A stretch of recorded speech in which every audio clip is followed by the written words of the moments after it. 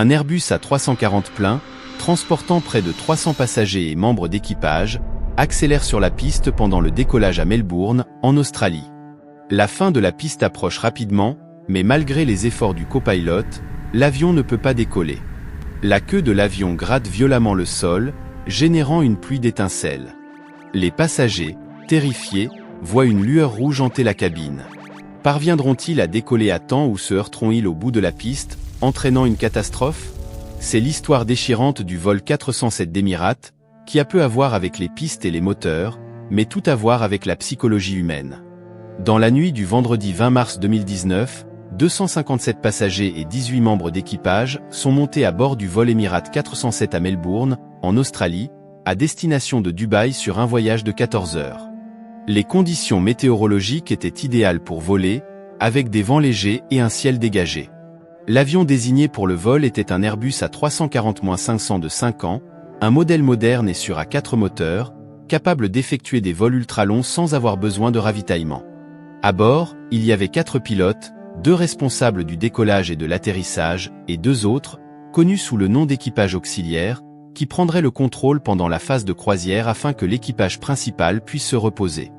Selon les procédures d'Emirates Airlines, l'équipage auxiliaire devrait être dans le cockpit non seulement pendant le décollage et l'atterrissage, mais aussi lors des préparatifs prévus.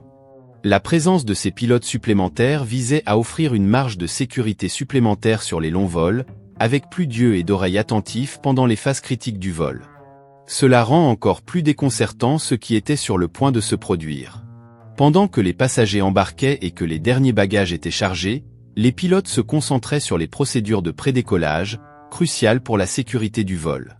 L'équipage était très expérimenté. Le capitaine et le premier officier réunis ont totalisé plus de 8000 heures de vol, avec d'innombrables heures d'expérience sur la 340 et encore plus sur la 330, un avion similaire mais à 2 moteurs. Ce soir-là, cependant, cette expérience avec un avion légèrement différent finirait par être un facteur critique. Pendant les préparatifs, le cockpit était rempli d'activités, avec 5 personnes présentes, les 2 pilotes, 2 ingénieurs au sol et le capitaine auxiliaire. Le cockpit était tellement bondé que le premier officier auxiliaire a dû attendre à l'extérieur, dans la Ford Galley. Pendant que les ingénieurs du sol partaient, les pilotes et les ingénieurs qui sont restés dans le cockpit ont discuté des derniers détails. Le capitaine et le premier officier ont révisé leur paperasse, lorsque le premier officier a commis une erreur simple mais grave. Tout a commencé lorsqu'il a entré le poids total de l'avion, son poids brut, dans le sac de vol électronique, EFB, qui est essentiellement un iPad spécialement conçu pour calculer la configuration nécessaire de l'avion au décollage. En utilisant les chiffres fournis par le premier officier, l'EFB a calculé la configuration des volets, la puissance requise des moteurs et la vitesse de décollage. Cependant, en tapant le poids de l'avion, le doigt du premier officier a glissé et il a inséré 362,00 tonnes de moins que le poids réel. Cette erreur a fait que l'ordinateur a complètement sous-estimé la puissance nécessaire au moteur pour le décollage, la configuration correcte des volets pour générer une bonne portation et la vitesse que l'avion devrait atteindre pour décoller. Cependant, aussi importante que soit cette erreur, il y avait un haut niveau de redondance intégré, non seulement dans les systèmes de l'avion, mais aussi dans les procédures. Les 4 pilotes à bord auraient plusieurs occasions de remarquer l'erreur avant de s'aligner sur la piste. Le capitaine a pris l'EFB et a commencé à vérifier les informations saisies par le premier officier, tandis que ce dernier transférait ces informations vers sa copie du plan de vol. Pendant que les pilotes effectuaient ces tâches, le capitaine a été distrait par un commentaire fait par quelqu'un d'autre dans le cockpit. Après avoir répondu, il n'a pas terminé la vérification des informations. Si je l'avais fait, j'aurais découvert que le premier officier avait tapé le mauvais poids de l'avion, et par conséquent, tous les chiffres générés par l'EFB pour les performances de décollage étaient incorrects. Le capitaine a ensuite entré ces mauvais chiffres dans l'ordinateur de gestion de vol, le cerveau de l'avion. Il est important de noter qu'à ce stade, les 2 pilotes devaient vérifier verbalement si le poids de décollage entré dans l'EFB et le numéro écrit sur le plan de vol par le premier officier était correct. S'ils avaient fait cette vérification cruciale, il aurait été évident que le premier officier avait entré une mauvaise valeur dans l'EFB, qui était de 100 tonnes de moins que la valeur de l'ordinateur de gestion de vol. Cependant, cette confirmation verbale n'a jamais eu lieu. Maintenant, il y avait une vérification de moins entre les pilotes et une catastrophe imminente. Alors que les 257 passagers s'installaient, ils n'avaient aucune idée que, dans la cabine, une petite erreur passait inaperçue avec une facilité effrayante. Au fur et à mesure que les pilotes terminaient leur vérification, ils avaient une dernière chance de remarquer l'erreur. Le premier officier devait lire à haute voix les numéros de sa copie du plan de vol, et le capitaine devait vérifier si ces chiffres correspondaient à ceux de l'ordinateur de gestion de vol. Lorsque le premier officier a lu le poids du décollage, il a commencé par dire 326, mais l'a corrigé à 362 tonnes. Bien qu'il ait lu le bon numéro sur l'ordinateur de gestion de vol, cela n'avait pas d'importance, car tous les calculs de performance de décollage effectués sur l'EFB, l'iPad, étaient basés sur un poids incorrect de 262,50 tonnes. Mais le capitaine avait déjà vérifié ces numéros aussi loin qu'il le savait et pensait qu'il avait simplement fait une erreur en écrivant le numéro dans le plan de vol, et non en l'insérant dans l'EFB. Ainsi, la cabine était prête pour le vol. Les portes se sont fermées, ainsi que la dernière occasion pour les pilotes de se rendre compte de leur erreur. À 18h10, le vol 407 a quitté la porte, 7 minutes avant l'heure prévue. Le dernier domino s'était déjà écrasé avant même que l'avion n'atteigne la piste. Le pilote a mis en route les 4 moteurs Rolls-Royce et a commencé à rouler sur la piste 16 à Melbourne. Le trajet les emmènerait d'abord vers le sud, puis vers l'ouest, vers Dubaï.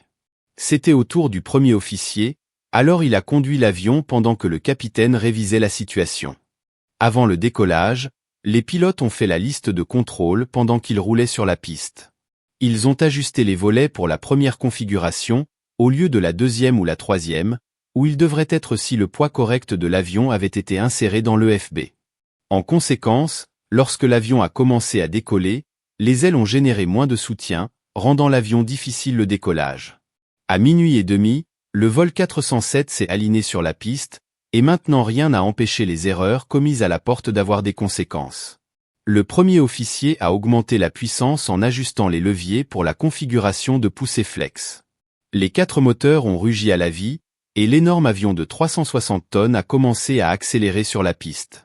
La configuration de poussée utilisée était une puissance réduite pour limiter l'usure des moteurs, bien inférieure à ce qui est nécessaire pour ce poids spécifique.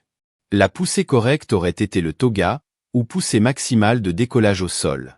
Par conséquent, l'accélération était lente, mais cela n'a pas surpris les pilotes, qui étaient habitués à une large gamme d'accélération sur la 340, un avion connu pour être un peu lent. Alors que l'avion continuait à prendre de la vitesse sur la piste, le capitaine a annoncé la marque des 100 nœuds. L'avion était maintenant dans la phase à grande vitesse, où seules quelques urgences justifieraient l'interruption du décollage. Les pilotes pouvaient sentir l'avion accélérer à mesure que le rythme du balancement de la roue du nez à la ligne centrale des feux de piste devenait plus rapide. Ensuite, ils ont atteint la vitesse marquée V1, le point de non-retour. À partir de ce moment-là, les pilotes se sont engagés à décoller, peu importe ce qui se passe, qu'il s'agisse d'un incendie de moteur, d'un pneu éclaté ou de toute autre urgence.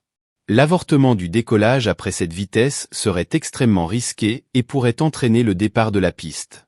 Lorsqu'ils ont atteint la vitesse de rotation, VR, le premier officier a tiré le manche pour soulever le nez de l'avion. Le problème était que ces vitesses ont été calculées pour un avion beaucoup plus léger. La RV a été définie comme 145 nœuds, soit près de 20 nœuds de moins que nécessaire pour le poids réel de l'avion. En réalité, l'avion ne pourrait décoller qu'à environ 163 nœuds, soit 300 km/h. Les pilotes ne l'ont découvert que de la pire façon. Le copilote a essayé d'élever le nez de l'avion en tirant le manche en arrière, mais l'avion n'a pas répondu. Il a fait encore plus d'efforts, mais l'avion a continué à prendre de la vitesse sur la piste, sans aucun signe qu'il décollerait. La piste s'épuisait rapidement, et les feux de marquage s'approchaient. Il n'y avait plus aucun moyen d'avorter le décollage à ce point critique. Le capitaine a ordonné au premier officier de tirer le manche plus fort. Le premier officier a suivi l'instruction, et finalement le nez de l'avion a commencé à monter. Cependant, à la frustration des pilotes, le reste de l'avion n'a pas suivi le mouvement. Alors que le nez continuait à monter, les instruments montraient que l'altitude restait nulle. Le premier officier, désespéré, a essayé de contrôler la situation. L'avion semblait monter, mais il est rapidement redescendu, la queue touchant la piste. Des étincelles se sont répandues lorsque le fuselage en aluminium s'est gratté contre l'asphalte à près de 300 km/h. L'impact a été si intense qu'il a fait décoller l'enregistreur de données de vol, l'une des boîtes noires de l'avion, de son étagère et a heurté le fuselage lui-même. Le fuselage de l'avion était déchiré et les passagers ont commencé à remarquer une forte odeur de fumée, de métal chauffé et de matériaux d'isolation brûlés. La cabine était inondée par un voyant rouge effrayant, et ce n'était qu'en quelques secondes avant que l'avion ne quitte la piste. Le capitaine, réalisant la gravité de la situation, a déclenché les moteurs de toutes ses forces, dans une tentative désespérée. Il savait qu'il était confronté à la fin imminente, non seulement pour lui, mais pour les près de 300 passagers et membres d'équipage dans l'obscurité au-delà des lumières de la piste. La situation était critique. L'avion, avançant à plus de 160 nœuds, 300 km/h, a dépassé la fin de la piste, la queue traînant dans la boue et les pneus principaux se levant finalement du sol. Peu de temps après, la queue s'est également détachée, mais l'avion a à peine réussi à prendre de l'altitude, entre en collision avec le localisateur de piste. L'antenne a percé le fuselage, puis l'avion s'est écrasé sur l'un des feux de piste. La situation d'urgence était loin d'être résolue. Le premier officier, luttant pour garder le contrôle de l'avion endommagé, a réussi à soulever l'avion timidement, s'efforçant d'éviter un nouvel impact au sol. Sur l'écran central, un avertissement inquiétant est apparu, collision de queue. Le contrôleur de la tour a observé les étincelles causées par la queue de l'avion qui gratte la piste et a rapidement alerté les pilotes, comme si la situation n'était plus assez claire. L'équipage s'est rapidement rendu compte qu'il ne pouvait pas se rendre à Dubaï. Maintenant, avec la nécessité de retourner à Melbourne, un nouveau défi est apparu, le poids excessif de l'avion. Avec plus de 130 tonnes à bord, l'avion était nettement supérieur au poids d'atterrissage maximal autorisé. Pour pouvoir retourner à l'aéroport en toute sécurité, les pilotes devraient déverser une quantité substantielle de carburant. Le contrôle du trafic aérien a autorisé l'avion à atteindre 7000 pieds et à guider le vol pour survoler l'eau afin d'effectuer la décharge de carburant. La tension était très élevée à ce moment-là et la décision du capitaine d'accélérer les moteurs au maximum était cruciale. Au dernier moment, il y avait un risque imminent de collision avec les arbres au bout de la piste, ce qui aurait pu entraîner une explosion dévastatrice. Cependant, l'équipe savait qu'elle ne pouvait pas se laisser submerger par l'adrénaline. Il était essentiel de maintenir une concentration totale pour évaluer les dommages et formuler un plan pour retourner à Melbourne en toute sécurité. Une partie cruciale du plan était de déterminer la quantité exacte de carburant à jeter pour assurer un atterrissage sûr, et pour cela, le premier officier avait un besoin urgent de l'EFB, Electronic Flight Bag. Alors que l'avion avançait vers le sud vers l'océan, le premier officier a retiré l'EFB du compartiment. En consultant l'appareil, il a été horrifié de constater que la page affichée était la même que celle qu'il avait utilisée auparavant, et que le poids au décollage enregistré était inférieur de 100 tonnes au poids réel de l'avion. Le poids incorrect, causé par sa distraction, aurait pu entraîner une tragédie impliquant près de 300 personnes. Le premier officier a à peine eu le temps d'absorber l'impact de cette découverte lorsque le premier officier auxiliaire a attiré son attention sur un nouveau problème grave. Les pilotes ont échangé des regards alarmés lorsqu'ils ont confronté à la terrible réalité. L'impact de la queue sur la piste avait été si violent qu'il a usé le fuselage de l'avion, créant plusieurs trous. L'avion n'était plus un conteneur scellé, et maintenant il n'y avait plus le temps de réfléchir à ce qui a mal tourné au décollage. Les pilotes devaient poursuivre la tâche qu'ils avaient en main. Le capitaine a émis un signal d'urgence PAN pour le contrôle du trafic aérien. Ce signal est une indication internationale d'urgence à la radio, un niveau inférieur à Mayday. Le vol 407 aurait désormais la priorité sur les autres avions tandis que le contrôle du trafic aérien mobilisait des équipes pour inspecter la piste. Bientôt, ils seraient choqués par ce qu'ils trouveraient. Pendant ce temps, les 4 pilotes ont discuté de la quantité de carburant à décharger avant l'atterrissage. Ils devaient trouver un équilibre critique. D'une part, il était essentiel d'atterrir avec moins de 243 tonnes, le poids maximum autorisé pour l'atterrissage, pour éviter d'endommager l'avion. Ce défi était encore plus compliqué en raison de l'incertitude quant à l'état de la queue de l'avion, qui pourrait être gravement endommagée. Cependant, pour atteindre ce poids sûr, il faudrait jeter presque tout le carburant à bord. Et si, lors de l'approche, il y avait un besoin de se battre et d'essayer d'atterrir plus d'une fois? Dans ce cas, ils auraient besoin de suffisamment de carburant pour supporter plusieurs tentatives, mais cela signifierait également un atterrissage en surpoids au premier essai. C'était un dilemme complexe d'équilibrer entre ne pas atterrir avec un poids excessif et assurer suffisamment de carburant pour d'éventuelles tentatives supplémentaires. Après avoir examiné les options, les pilotes ont décidé de décharger 80 tonnes de carburant. Cela réduirait le poids de l'avion à 280 tonnes, toujours au-dessus de la limite d'atterrissage de 243 tonnes, mais avec une marge adéquate s'ils devaient faire d'autres tentatives. Pour éviter les erreurs, les pilotes ont effectué 3 calculs indépendants pour déterminer les performances d'atterrissage, 2 utilisant l'EFB, Electronic Flight Bag, et un basé sur le manuel de référence rapide de l'avion. Mais pourquoi les calculs vitaux n'ont-ils pas reçu le même niveau d'attention? En fait, les pilotes ne se seraient pas retrouvés dans cette situation s'il n'y avait pas eu une simple erreur qui a subi toutes les garanties. Alors que l'avion était garé à la porte, une partie du problème était que la règle du cockpit stérile n'était pas en vigueur. Dans un cockpit stérile, il n'est pas permis de parler de quoi que ce soit qui n'est pas directement lié au vol. Cette règle est appliquée pendant les phases de charge de travail élevées, comme lors de manœuvres au sol et à des altitudes inférieures à 10 000 pieds.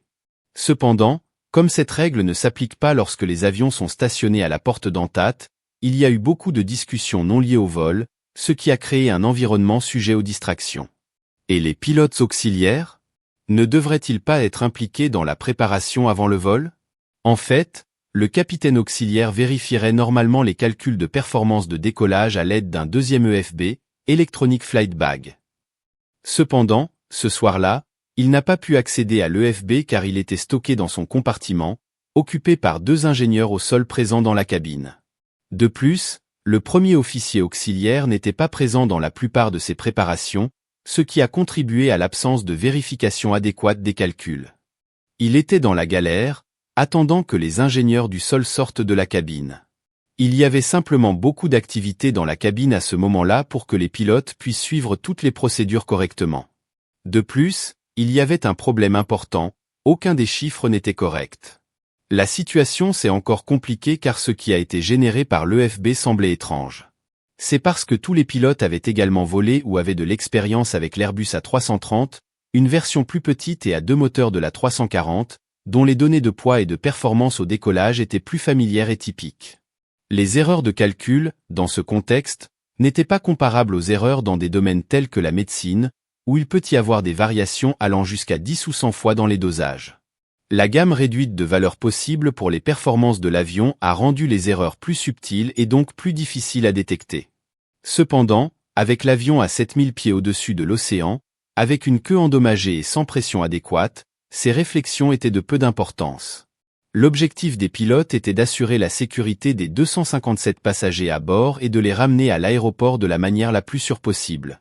Le contrôleur de vol a contacté l'équipage par radio et a informé que les ingénieurs au sol avaient inspecté la piste et trouvé des débris de l'avion, y compris des parties du fuselage et des morceaux d'équipement cassés, tels qu'une lumière et une antenne, à l'extérieur de la fin de la piste. Le capitaine a dû être direct en faisant la première annonce publique aux passagers, expliquant que l'avion avait subi un impact sur la queue lors du décollage, et qu'il serait nécessaire de jeter le carburant et de retourner à l'aéroport. De nombreux passagers ont été alarmés par le bruit de friction du fuselage contre la piste, ainsi que par l'éclat rouge des étincelles. Les hôtesses de l'air ont préparé la cabine pour l'atterrissage, tandis que les pilotes ont commencé à décharger le carburant, qui sortait par les bouches de sortie sur les bords arrière des ailes à un rythme de 2,5 tonnes par minute. Le capitaine a choisi de garder l'avion survolant près de Melbourne au cas où il serait nécessaire de revenir rapidement. Pour les pilotes, la seule indication de ce qui se passait avec l'avion était un message qui est apparu sur son écran central. Pour mieux évaluer les dommages, les pilotes devaient obtenir des informations auprès des agents de bord situés dans la galère arrière. Le capitaine a appelé l'hôtesse de bord principale dans le cockpit et a posé des questions sur les observations faites depuis le décollage, essayant de comprendre la gravité du problème.